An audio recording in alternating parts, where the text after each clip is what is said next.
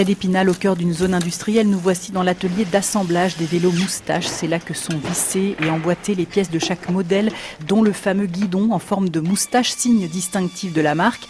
Jusqu'à 300 vélos électriques y sont montés chaque jour, en l'espace de 45 minutes en moyenne par vélo. Un rythme à flux tendu qui s'est accéléré depuis 1 an et demi et le début de la crise sanitaire. L'entreprise croule sous les commandes. En 2020, on a fait plus 65% de progression, donc ce qui était fou. On avait toujours des progressions qui étaient très fortes, à 2 chiffres depuis le début de la marque.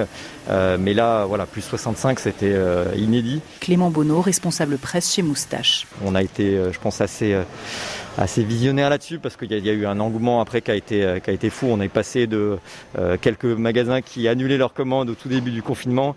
Dès qu'il y a eu la sortie de confinement, on est passé à l'extrême opposé où tout le monde voulait des vélos et c'était une demande qui a été en explosion.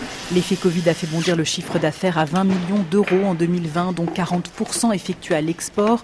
Une progression spectaculaire pour l'entreprise qui met en avant ses valeurs et un fort ancrage local. Une grande partie de la production est en fait sur place, dans cette région des Vosges françaises, d'où sont originaires les 2 fondateurs de la marque. On s'est rencontrés fin 2010. Emmanuel Antonneau, cofondateur de Moustache. Quand j'avais mon petit magasin de vélo dans les Vosges, j'avais eu l'opportunité d'acheter l'appartement qui était au-dessus. J'avais cassé un mur, mis notre pied d'atelier.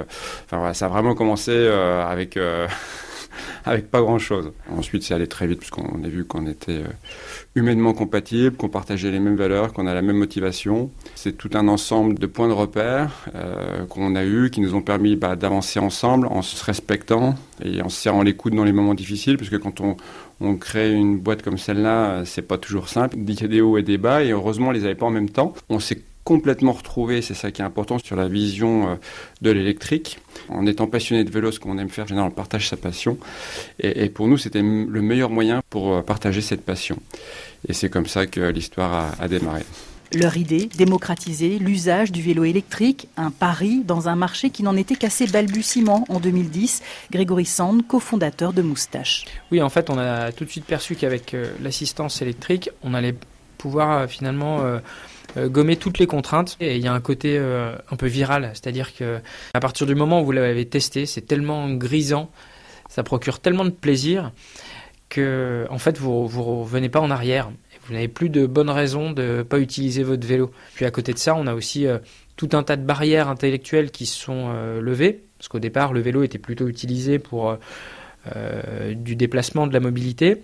Nous, on croyait beaucoup dans cette notion de loisir aussi, de balade, voire de VTT, parce qu'on a des vélos pour des pratiques très engagées.